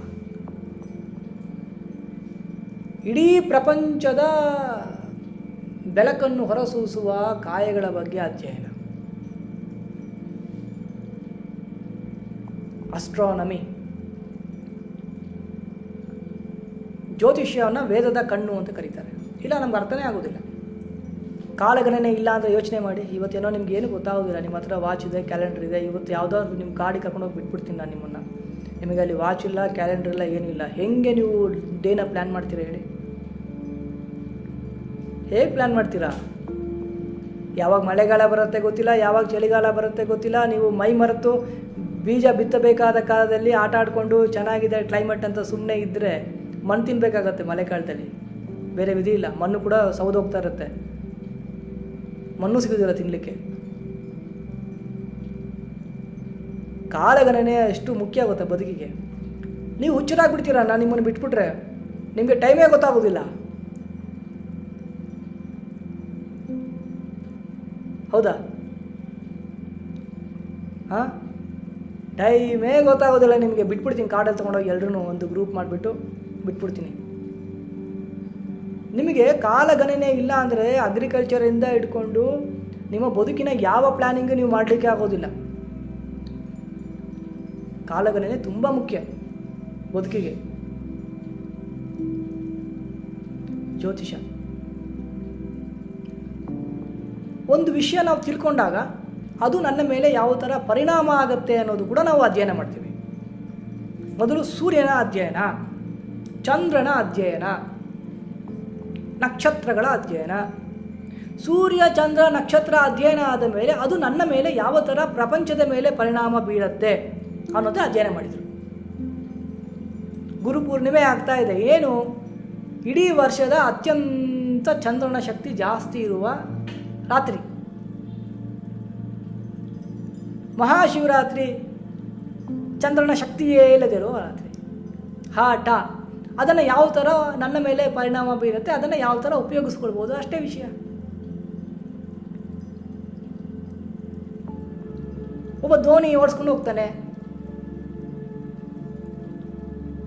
ಈ ಥರ ಅಲ್ಲ. ಹಿಂದೆ ಎಲ್ಲ ನೀವು ಸಾಗರ ಯಾನ ಅಂದರೆ ಅಷ್ಟು ಸುಲಭ ಅಲ್ಲ. ವರ್ಷಾನುಗಟ್ಟಲೆ ಅವರು ನೀರಲ್ಲೇ ಇರಬೇಕಾಗಿತ್ತು. ಚಂದ್ರನ ಅಧ್ಯಯನ ಆಯಿತು. ಓಹೋ, ಹುಣ್ಣಿಮೆ ಬಂದಾಗ ಸಾಗರದಲ್ಲಿ ಅಲೆಗಳು ಜಾಸ್ತಿ ಆಗ್ತವೆ, ಆವಾಗ ಬೋಟ್ ಇಳಿಸಬೇಡಿ, ಅದಕ್ಕೆ ಸರಿಯಾಗಿ ಪ್ಲ್ಯಾನ್ ಮಾಡಿಕೊಂಡು. ಇಲ್ಲ, ಇವತ್ತು ಇಷ್ಟು ಟೆಕ್ನಾಲಜಿ ಮುಂದುವರೆದಿದೆ, ನಾವು ದಕ್ಷಿಣ ಕನ್ನಡದಲ್ಲಿ ನೋಡ್ತಾನೆ ಇರ್ತೀವಿ, ಬೋಟ್ ಮುಳುಗ್ತು, 10 ಜನ ಸತ್ರು, 20 ಜನ ಸತ್ರು ಅಂತ. ರೆಡ್ ಅಲರ್ಟು, ಯೆಲ್ಲೋ ಅಲರ್ಟು ಎಲ್ಲ ಇಲ್ವಾ ನಿಮ್ಮಲ್ಲಿ ಈಗ? ಹಾಗೆ ಹಿಂದೆ ಜ್ಯೋತಿಷ್ಯದ ಅಧ್ಯಯನ ಮೊದಲು ಆ ಬೆಳಕನ್ನು ಹೊರಸೂಸುವ ಆಸ್ಟ್ರಾನಮಿ, ಅದರ ಬಗ್ಗೆ ಅಧ್ಯಯನ ಆದ ಮೇಲೆ ಅದು ನನ್ನ ಮೇಲೆ ಯಾವ ಥರ ಭೂಮಿಯ ಮೇಲೆ ಪರಿಣಾಮವನ್ನು ಬೀರುತ್ತೆ, ನಾನೂ ಕೂಡ ಭೂಮಿಯ ಒಂದು ಭಾಗ ಆಗಿದ್ದರಿಂದ ನನ್ನ ಬದುಕಿನ ಮೇಲೆ ನಕ್ಷತ್ರಗಳು ಯಾವ ಥರ ಗ್ರಹಗಳು ಪರಿಣಾಮ ಬೀರುತ್ತೆ, ಅದನ್ನು ಇಟ್ಟುಕೊಂಡು ಜಾತಕವನ್ನು ಮಾಡಿಕೊಂಡು ಅದರಿಂದ ಹೊರಬರಬೇಕು, ಒಂದರ ಹಿಡಿತದಿಂದ ಹೊರಬರಬೇಕು. ಅದಕ್ಕೆ ಬೇಕಾದ ಸಾಧನಾ ಮಾರ್ಗವನ್ನು ನಮ್ಮವರು ಕೊಡ್ತಾ ಹೋದರು. ಅದು ಫಲಿತ ಜ್ಯೋತಿಷ್ಯ ಆಯಿತು. ಕೇವಲ ನಿಮ್ಮ ಜಾತಕ ಹೇಳೋ ಕರ್ಮ ಜ್ಯೋತಿಷ್ಯಕ್ಕಿಲ್ಲ. ಸಾಮಾನ್ಯ ಯಾರಿಗೆ ದೀಕ್ಷೆಗಳು ಸಿಕ್ಕಿರುತ್ತೆ, ಸರಿಯಾದ ಗುರುಕೃಪೆ ಸಿಕ್ಕಿರುತ್ತೆ, ಅವರಿಗೆ ಜಾತಕ ವರ್ಕ್ ಆಗೋದಿಲ್ಲ. ನಿಮ್ಮ ಜಾತಕ ನೋ ಮೋರ್ ವ್ಯಾಲಿಡ್. ನಿಮ್ಮ ಜಾತಕವನ್ನು ಯಾರೂ ಹೇಳಲಿಕ್ಕಾಗೋದಿಲ್ಲ. ಯಾಕೆಂದರೆ ಆ ಸೈಕಲ್ನ ನೀವು ಒಂದ್ಸರಿ ಬ್ರೇಕ್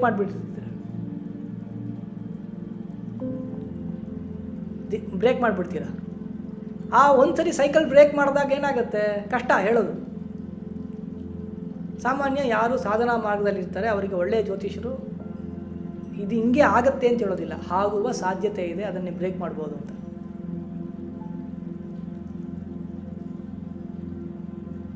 ಇದನ್ನು ಹೇಳೋದು ಜ್ಯೋತಿಷ್ಯ ಅಂದ ತಕ್ಷಣ ಜಾತಕ ತಪ್ಪು ಅಂತ ನಾನು ಹೇಳ್ತಾ ಇಲ್ಲ, ಆದರೆ ಅದನ್ನು ಮೀರಿ ಬದುಕುವ ಶಕ್ತಿ ಮನುಷ್ಯನಿಗಿದೆ, ಪ್ರಾಣಿ ಪಕ್ಷಿಗಳಿಗಿಲ್ಲ. ಅದಕ್ಕೋಸ್ಕರವೇ ಅದು ಹುಟ್ಟದಂಗೆ ಸಾಯ್ತವೆ. ಅದು ಹಾಸ್ಪಿಟ್ಲ್ ಮಾಡ್ಕೊಂಡಿಲ್ಲ, ಅದು ಫಾಸ್ಟ್ ಫುಡ್ ಸೆಂಟ್ರ್ ಮಾಡ್ಕೊಂಡಿಲ್ಲ, ರಾಕೆಟ್ ಮಾಡ್ಕೊಂಡಿಲ್ಲ, ಮನೆ ಕಟ್ಕೊಂಡಿಲ್ಲ.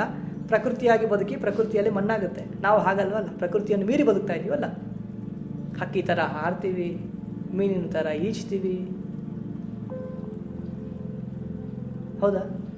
ಎಲ್ಲ ಮಾಡ್ತೀವಲ್ಲ. ಪ್ರಾಣಿಗಳು ಮಾಡೋ ಎಲ್ಲ ಕೆಲಸ ಮಾಡ್ತೀವಿ, ಮನುಷ್ಯನಾಗಿರೋದು ಬಿಟ್ಟು ಪ್ರಾಣಿ ಕೆಲಸ ಎಲ್ಲ ಮಾಡ್ತೀವಿ.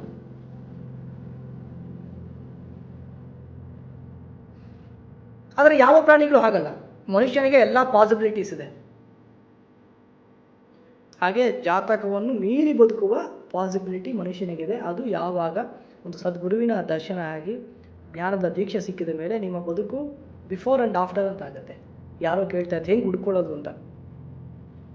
ನೀವು ಹುಡುಕ್ಬೇಕಾಗಿಲ್ಲ, ಅದು ನಿಮ್ಮಲ್ಲಿ ಬದಲಾವಣೆ ಗೊತ್ತಾಗ್ಬಿಡುತ್ತೆ. ಬಿಫೋರ್ ಆ್ಯಂಡ್ ಆಫ್ಟರ್ ನಿಮಗೆ 2 ಪಾಯಿಂಟ್ ಆಗಿಬಿಡುತ್ತೆ.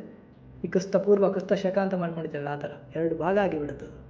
ನಿಮ್ಮ ಬದುಕು ಗುರುವಿನ ಭೇಟಿ ಆಗಲಿಕ್ಕೆ ಮುಂಚೆ, ಭೇಟಿ ಆದ ಮೇಲೆ ಎಂಬ ಒಂದು ಬದಲಾವಣೆ ನಿಮ್ಮ ಬದುಕಲ್ಲೂ ಕಾಣುತ್ತೆ. ನಿಮ್ಮನ್ನು ನೋಡಿ 4 ಜನ ಕೂಡ ಅದನ್ನು ಹೇಳಲಿಕ್ಕೆ ಶುರು ಮಾಡ್ತಾರೆ. ನಿಮ್ಮಲ್ಲಿ ನಿಜವಾಗಲೂ ಭಯಗಳು ಕಡಿಮೆ ಆಗ್ತಾ ಹೋಗುತ್ತೆ, ಅಂಧಕಾರ ಕಡಿಮೆ ಆಗ್ತಾ ಹೋಗುತ್ತೆ, ಇನ್ಸೆಕ್ಯೂರಿಟೀಸ್ ಕಡಿಮೆ ಆಗ್ತಾ ಹೋಗುತ್ತೆ, ಬದುಕಿನ ಬಗ್ಗೆ ಧೈರ್ಯ ಜಾಸ್ತಿ ಆಗ್ತಾ ಹೋಗುತ್ತೆ, ಕ್ಲಾರಿಟಿ ಜಾಸ್ತಿ ಆಗ್ತಾ ಹೋಗುತ್ತೆ.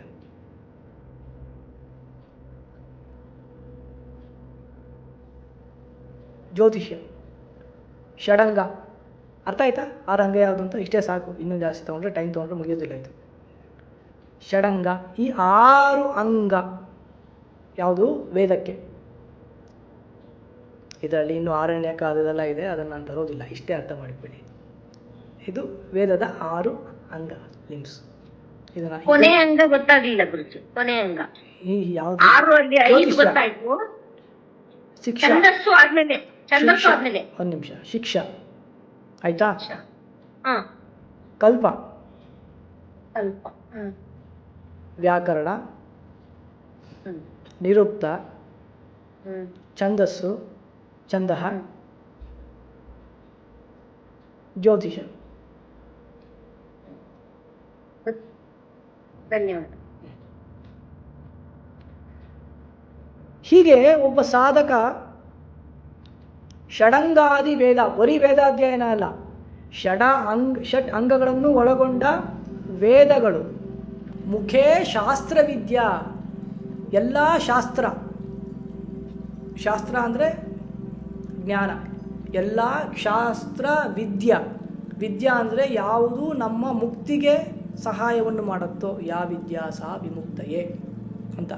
ಎಲ್ಲ ಶಾಸ್ತ್ರವಿದ್ಯೆ, ಷಡಂಗ ಸಹಿತ ವೇದ, ಇವೆಲ್ಲವೂ ಕೂಡ ಮುಖದಲ್ಲೇ ಇದೆ. ಬಾಯಿ ತೆಗೆದರೆ ಎಲ್ಲವೂ ಹೊರಗೆ ಬರುತ್ತೆ, ಅಷ್ಟು ಪಾಂಡಿತ್ಯ. ಷಡಂಗಾದಿ ವೇದೋ ಮುಖೇ ಶಾಸ್ತ್ರವಿದ್ಯಾ ಕವಿತ್ವಾದಿ ಗದ್ಯಂ ಸುಪದ್ಯಂ ಕರೋತಿ. ಆಮೇಲೆ ಕವಿತ್ವ, ಕವಿ ಅಂದರೆ ಜ್ಞಾನಿ ಅಂತ ಅರ್ಥ. ಹಿಂದೆ ಎಲ್ಲ ಜ್ಞಾನಿಗಳು ಮಾತ್ರ ಬರಿತಾ ಇದ್ರು, ಅದನ್ನು ಕವಿ ಅಂತ. ಈಗ ಕವಿತೆ ಬರೆದವರೆಲ್ಲ ಜ್ಞಾನಿಗಳು ಅಂತ ಆಗಿದೆ. ಹೀಗೆ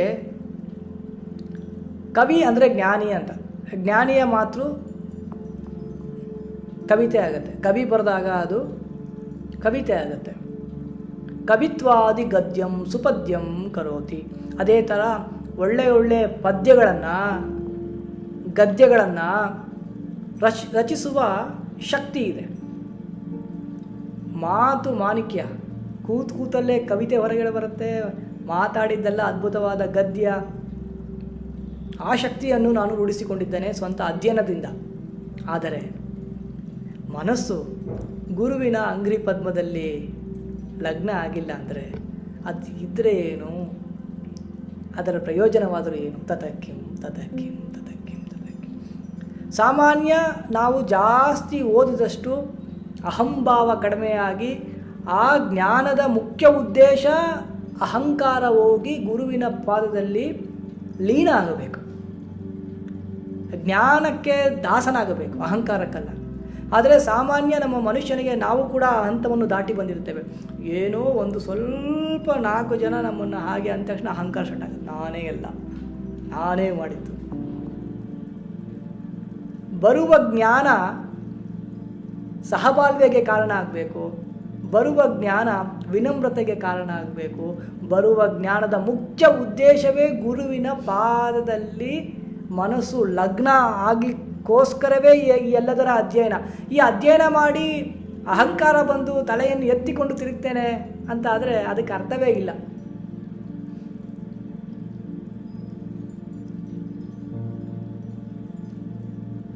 ಅಲ್ಲ, ಸಾಮಾನ್ಯ ನಾವೇನು ಮಾಡ್ಕೊಂಡ್ಬಿಡ್ತೀವಿ ಓದ ತಕ್ಷಣ. ಏನಕ್ಕೆ? ಪ್ರತಿಯೊಬ್ಬರು ಕೂಡ ನನ್ನ ಸಿದ್ಧಾಂತ ಸರಿ. ಏನಕ್ಕೆ? ಯಾಕೆ?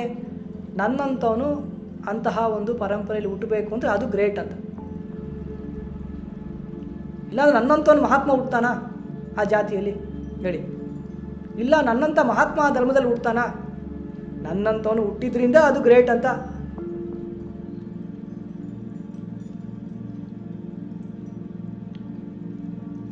ನನ್ನ ತುಂಬ ಜನ ವಾದ ಮಾಡಿ, ನಾನು ಆ ವಾದ ಮಾಡ, ನಾ ಯಾಕೆ ವಾದ ಮಾಡಬೇಕು? ಈಗ ನೀನು ಮುಂದೆ ಬಂದು ಕೂತಿದ್ಯಾ, ನಿಜವಾಗಲೂ ಪ್ರಶ್ನೆಯ ಉದ್ದೇಶ ಒಂದು ವಸ್ತುವನ್ನು ತಿಳ್ಕೋಬೇಕು, ಅಥವಾ ನಿಜವಾಗಲೂ ಜ್ಞಾನದ ಆಕಾಂಕ್ಷೆಯನ್ನು ಇಟ್ಟುಕೊಂಡು ವಿಮರ್ಶೆ ಮಾಡಬೇಕು ಅಂತಾದಾಗ ಅಂತಹ ಮಾತಿಗೆ ಅರ್ಥ ಇದೆ. ಇಲ್ಲಿ ಸೋತವ್ರು ಗೆಲ್ತಾರೆ, ಇಲ್ಲಿ ಸೋತವ್ರು ಗೆಲ್ತಾರೆ, ಗೆದ್ದವರು ಗೆಲ್ತಾರೆ, ಯಾರು ಸೋಲಿಲ್ಲ. ಏಕೆಂದರೆ ಗೆದ್ದವನಿಗೆ ಹೊಸ ವಿಷಯ ಸಿಕ್ಕಿರುತ್ತೆ, ಸೋತವನಿಗೆ ಹೊಸ ವಿಷಯ ಸಿಕ್ಕಿರುತ್ತೆ. ನಾನು ವಾದ ಮಾಡಲಿಕ್ಕೆ ಮುಂಚೆನೇ ಇದೇ ಸಿದ್ಧಾಂತ ಅಂತ ಕೂತ್ಕೊಂಡು ವಾದ ಮಾಡಿದರೆ ವಾದಕ್ಕೆ ಅರ್ಥ ಟೈಮ್ ವೇಸ್ಟು. ನಿಂಗೆ ಇದೇ ಸತ್ಯ ಅಂತ ಕೂತಿದ ಮೇಲೆ ಪ್ರಾಕ್ಟೀಸ್ ಮಾಡು, ಯಾಕೆ ಟೈಮ್ ವೇಸ್ಟ್ ಮಾಡ್ತೀಯ? ಇದೇ ಸತ್ಯ ಅಂತ ನಾನು ತೀರ್ಮಾನ ಮಾಡಿಬಿಟ್ಟೆ ಅಂದ್ಕೊಡಿ. ಸತ್ಯ ಇದೆ ಅಂತ ಗೊತ್ತಾದ ಮೇಲೆ ನಾನು ಯಾಕೆ ಟೈಮ್ನ ಇನ್ನೊಬ್ಬನ ಜೊತೆ ವಾದ ಮಾಡೋಕ್ಕೆ ಕಳೀಲಿ ಹೇಳಿ? ಹೌದಾ? ನಿಮಗೆ ಇದೇ ಸತ್ಯ ಅಂತ ಗೊತ್ತಿದ ಮೇಲೆ ಎಕ್ಸಾಮಿನೇಷನ್ ಹಾಲಲ್ಲಿ ಕೂತ್ಕೊಂಡು ವಾದ ಮಾಡ್ತಾ ಕೂತಿರ್ತೀರಾ ತಪ್ಪು ಬರ್ದವನ ಹತ್ರ ಕೂತ್ಕೊಂಡು? ಇಲ್ಲ ಅಲ್ವಾ? ಉಸಿರು ಯಾವಾಗ ನಿಲ್ಲತ್ತೆ ಅಂತ ಗೊತ್ತಿಲ್ಲ, ಅಷ್ಟು ನಶ್ಯವಾದ ಬದುಕು. ಸತ್ಯ ಇದೆ ಅಂತ ತಿಳಿದ ಮೇಲೆ ಸಾಧನೆಯನ್ನು ಮಾಡು. ಇಬ್ಬರು ವಾದಕ್ಕೆ ಕೂತ್ಕೊಳ್ತಾರೆ, ಅವನು ಸಿದ್ಧಾಂತ ಮಾಡ್ಕೊಂಡ್ಬಿಡ್ತಾನೆ ಇದೇ ಸತ್ಯ ಅಂತ, ದೇವ್ರು ಹಿಂಗೆ ಇರೋದು, ಸತ್ಯ ಇದೆ ಅಂತ. ಇನ್ನೊಬ್ಬ ಇದೇ ಸತ್ಯ ಅಂತ. ಇಬ್ಬರು ಕೂತ್ಕೊಂಡು ಗಲಾಟೆ ಮಾಡೋದು. ಯಾರಿಗೆ ಲಾಭ? ಯಾರಿಗೆ ಲಾಭ ಹೇಳಿ? ಅದರಿಂದ ಈಗೋ ಗೆಲ್ಬೇಕಷ್ಟೆ, ಈಗೋ ಗೆಲ್ಬೇಕು. ಹಿಂದೆ ಎಲ್ಲ ಆಗ್ತಾ ಇದ್ದಿದ್ದು ಆ ಥರ ವಾದಗಳು. ಅಂದರೆ ಒಬ್ಬರು 4 ಜನ ಸಾಧಕರು ಹೋಗಿ 4 ಕಡೆ ಸಾಧನೆಯನ್ನು ಮಾಡ್ತಾ ಇದ್ರು. ಕೆಲವೊಮ್ಮೆ ಒಟ್ಟಿಗೆ ಕೂತ್ಕೊಂಡು ಇದು ನನ್ನ ಸಾಧನೆಯಲ್ಲಿ ನಾನು ಕೊಂಡ ಸತ್ಯ, ನಿನ್ನ ಸಾಧನೆ ನೀನು ಕಂಡುಕೊಂಡ ಸತ್ಯ, 4 ಜನ ಸೇರಿ ವಿಷಯವನ್ನು ಹಂಚಿಕೊಂಡು ಅದರಲ್ಲಿ ವಿಮರ್ಶೆ ಆಗ್ತಾ ಇತ್ತು. ಇದು ಯಾಕೆ ಸತ್ಯ, ಇದಕ್ಕೆ ಕೆಲವು ಲಾಜಿಕ್, ಇದು ಯಾಕೆ ಸತ್ಯ ಅಂತ. ಅದು ವಾದದಲ್ಲಿ ಯಾರೂ ಸೋಲೋದೇ ಇಲ್ಲ. ಇವತ್ತು ವಾದವೇ ಆಗೋದಿಲ್ಲ. ಯಾಕೆಂದರೆ ಬಂದವನು ಕೂಡ ಯಾವುದನ್ನು ಸತ್ಯದ ವಿಮರ್ಶೆಗೆ ಬರೋದಿಲ್ಲ. ನಾನು ಬಾಯ್ಪಾಟ್ ಮಾಡಿದ ಸತ್ಯವೇ ಸತ್ಯ ಅಂತ ಪ್ರೂವ್ ಮಾಡೋಕ್ಕೆ ಕೂತ್ಕೊಂಡಿರೋದು. ಇವನು ಅದನ್ನೇ ಮಾಡೋಕ್ಕೆ ಕೂತಿರ್ತಾನೆ. ಅದರ ಸಂಘರ್ಷದ ಉದ್ದೇಶ ಆದ್ರೇನು? ತಾಮಸ.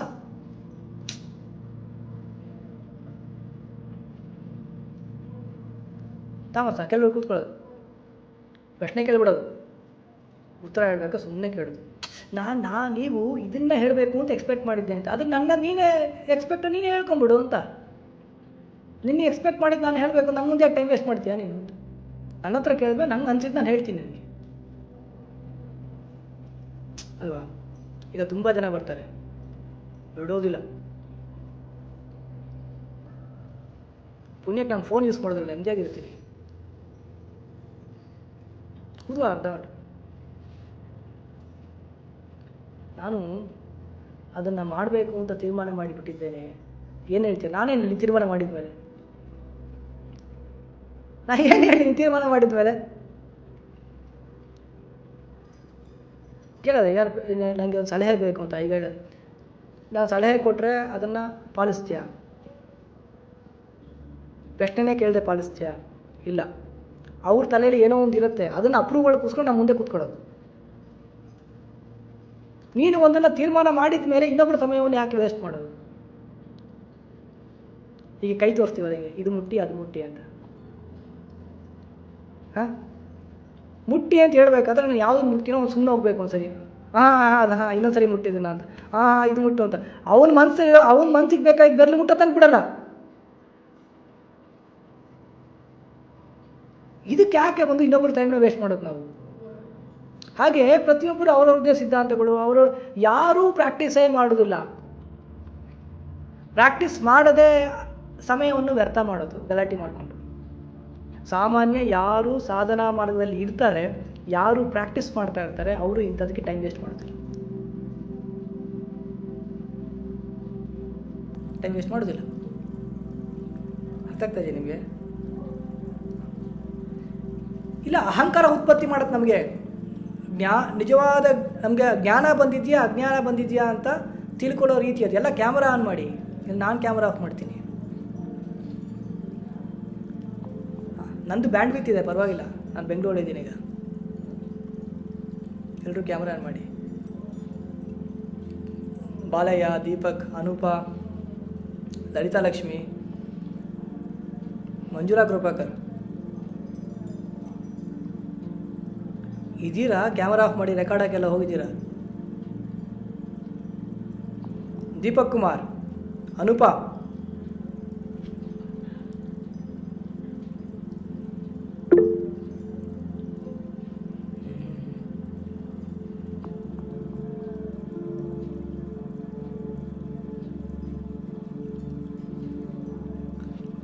ಹಾಗೆ. ಸೊ ಈ ಜ್ಞಾನ ಅನ್ನೋದು ಸಾಧನೆಗೆ ಪೂರಕವಾಗಿರಬೇಕು. ಅದು ಅಹಂಕಾರವನ್ನು ತರಬಾರ್ದು. ಅದಕ್ಕೋಸ್ಕರವೇ ವಿಶೇಷವಾಗಿ ಯಾರು ಜ್ಞಾನದ ಮಾರ್ಗದಲ್ಲಿ ಇರ್ತೀವಿ ಅವರು ಆ ವಿನಮ್ರತೆಯನ್ನು ಉಳಿಸ್ಕೊಳ್ಳಿಕ್ಕೆ ಗುರುವಿನ ಪಾದಕ್ಕೆ ಗಟ್ಟಿ ಹಾಕ್ಕೊಳ್ಳೋದು, ಬೇರೇನೂ ಅಲ್ಲ. ಅದೊಂದು ಡೆಸ್ಟಿನಿ. ಅರ್ಥ ಆಗ್ತಾ ಇದೆಯಾ? ಅರ್ಥ ಆಗಿಲ್ಲ?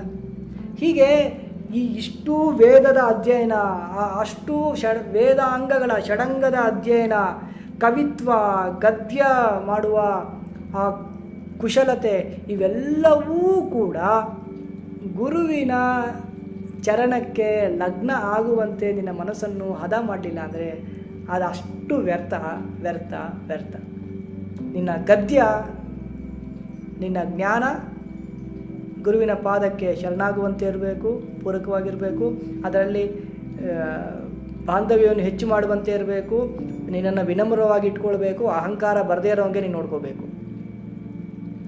ಅದೇ ರೀತಿಯಾಗಿ ನಿನ್ನ ಕವಿತ್ವದ ಕುಶಲತೆಯನ್ನು, ನಿನ್ನ ಅಹಂಕಾರವನ್ನು, ದರ್ಪವನ್ನು ತೋರಿಸ್ಲಿಕ್ಕಲ್ಲ, ಅಲ್ಲಿ ಗುರುವಿನ ಮಹತ್ವವನ್ನು, ಜ್ಞಾನದ ಮಹತ್ವವನ್ನು ಜಗತ್ತಿಗೆ ಸಾರುವಂತೆ ಅದನ್ನು ಇನ್ಸ್ಟ್ರೂಮೆಂಟಾಗಿ ಯೂಸ್ ಮಾಡಬೇಕು. ಪದ್ಯವನ್ನು ಇನ್ಸ್ಟ್ರೂಮೆಂಟಾಗಿ ಯೂಸ್ ಮಾಡಬೇಕು. ನಿನ್ನ ಜ್ಞಾನವನ್ನು ಅದಕ್ಕಾಗಿ ಉಪಯೋಗಿಸ್ಕೊಳ್ಬೇಕು. ಅದು ಬಿಟ್ಟು ಅಹಂಕಾರ ಬಂತು ಅಂತಾದರೆ ನಿನ್ನನ್ನು ಯಾರೂ ಕಾಪಾಡಲಿಕ್ಕೆ ಆಗೋದಿಲ್ಲ ಅಂತ. ಅರ್ಥ ಆಯ್ತಾ? ಏನೋ ಡೌಟ್ ಇದ್ರೆ ಕೇಳಿ.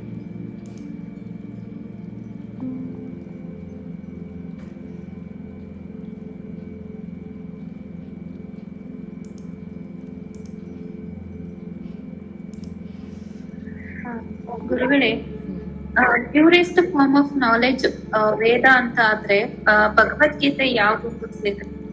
ಅದು ಅದೇ ಅದಕ್ಕೆ ನಾವು ಮಹಾಭಾರತವನ್ನು ಪಂಚಮ ವೇದ ಅಂತ ಕರೀತಾರೆ. ಇಡೀ ವೇದದ ಸಾರವೇ ಮಹಾಭಾರತ. ಯಾರಿಗೆ ವೇದವನ್ನು ಷಡಂಗಾದಿಗಳು ಇದೆಲ್ಲ ಓದಿ ಅಧ್ಯಯನ ಮಾಡಲಿಕ್ಕೆ ಅವಕಾಶ, ಪುರುಸೊತ್ತು, ಆಯಸ್ಸು, ಮನಸ್ಥಿತಿ ಇರೋದಿಲ್ವೋ ಅವರು ಮಹಾಭಾರತವನ್ನು ಓದಿದರೆ ಇಡೀ ವೇದದ ಸಾರ. ಅದಕ್ಕೆ ಮಹಾಭಾರತವನ್ನು ಪಂಚಮ ವೇದ ಅಂತ ಕರೀತಾರೆ. ಮಹಾಭಾರತ ಅಂದರೆ ಮಹತ್ವಾತ್ ಭಾರವತ್ವಾಚ್ಚ ಮಹಾಭಾರತ ಮುಚ್ಯತೆ ಅಂತ. ಮಹಾಭಾರತದ ಮೂಲ ಹೆಸರು ಜಯ ಅಂತ, ಮಹಾಭಾರತ ಅಲ್ಲ.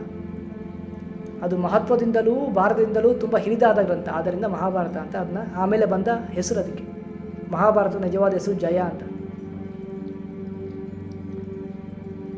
ಅದು ಪಂಚಮ ವೇದ.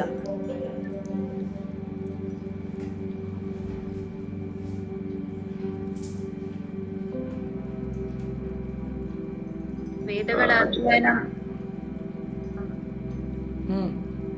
ಕನಿಷ್ಠ ಪಕ್ಷ ನಮ್ ಕೈಲಾಗೋದು ಭಗವದ್ಗೀತೆ ಆದ್ರೂ ಈ ಕಾಲಕ್ಕೆ ಕನಿಷ್ಠ ಪಕ್ಷನೇನ್ರಿ ಭಗವದ್ಗೀತೆ? ನಂಗೆ ಅರ್ಥ ಆಗೋದಿಲ್ಲ. ಅದು ಮೇ ಬಿ ಇರ್ಬೋದಿಲ್ಲ.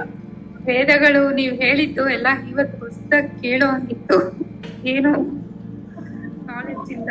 ನನಗೂ ಗೊತ್ತಿಲ್ಲ, ಏನೋ ಬಾಯಲ್ಲಿ ಮತ್ತೆ ಹೇಳಿದೆ ಅಷ್ಟೇ. ನಾ ಹೇಳಿದ ತಕ್ಷಣ ನಂಗೆ ನಾಲೆಜ್ ಇದೆ ಅಂತ ಅರ್ಥ ಅಲ್ಲ.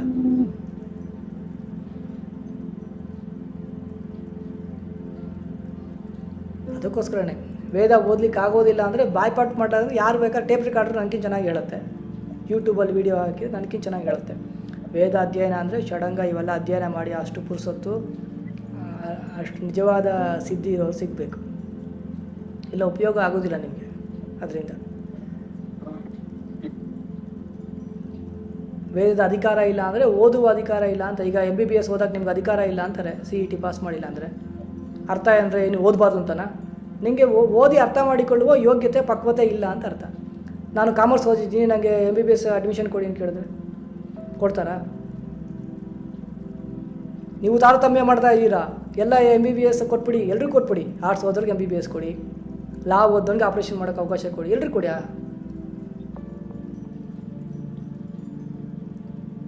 ಯಾರು ಪರ್ಮಿಷನ್ ಕೊಡ್ತಾರಲ್ಲ ಅವ್ರಿಗೆ ಆಪ್ರೇಷನ್ ಇವರೇ, ಲಾ ಓದೋರು ಆಪ್ರೇಷನ್ ಮಾಡಿಸ್ಬೇಕು. ಮೆಕ್ಯಾನಿಕ್ ಇಂಜಿನಿಯರಿಂಗ್ ಹೋದಂಗೆ ಆಪ್ರೇಷನ್ ಮಾಡಿಸ್ಬೇಕು ಹೊಟ್ಟೆದು ಕುಯ್ದವ್ರಿಗೆ, ಆಗ ಬುದ್ಧಿ ಬರ್ತದೆ. ಹಾಗೆ ಅದು ಎಲಿಜಿಬಿಲಿಟಿ ಇಲ್ಲ ಅಂತ ಅರ್ಥ. ಈಗ ನನಗೆ ಕೂತ್ಕೊಂಡು ನೀವು ಕಾಸ್ ತೀಟ ಸೈನ್ ತೀಟ ಅಂದರೆ ನಾನು ಓಡೋಗ್ಬಿಡ್ತೀನಿ. ನಾನು ಒಂದು ಮಾರ್ಕು ತೆಗೆದಿಲ್ಲ ನಾನು. ಹಾಗೆ ಒಬ್ಬೊಬ್ಬರಿಗೆ ಒಂದು ಆಗುತ್ತೆ, ಒಂದು ಆಗೋದಿಲ್ಲ. ಯಾವ್ರಿಗೆ ಏನಾಗುತ್ತೋ ಅದನ್ನು ಯೋಗ್ಯತೆ ಅಂತ ಕರೀತಾರೆ. ವೇದದ ಅಧ್ಯಯನಕ್ಕೆ ಯೋಗ್ಯತೆ ಅಂದರೆ ಇಡೀ ಬದುಕನ್ನೇ ಅದಕ್ಕಾಗಿ ಮುಡಿಬಿಡಬೇಕು, ಭೋಗದ ಜೀವವನ್ನು ಬಿಟ್ಟು. ಅದು ವಿಷಯ. ಅರ್ಥ ಆಯ್ತಾ?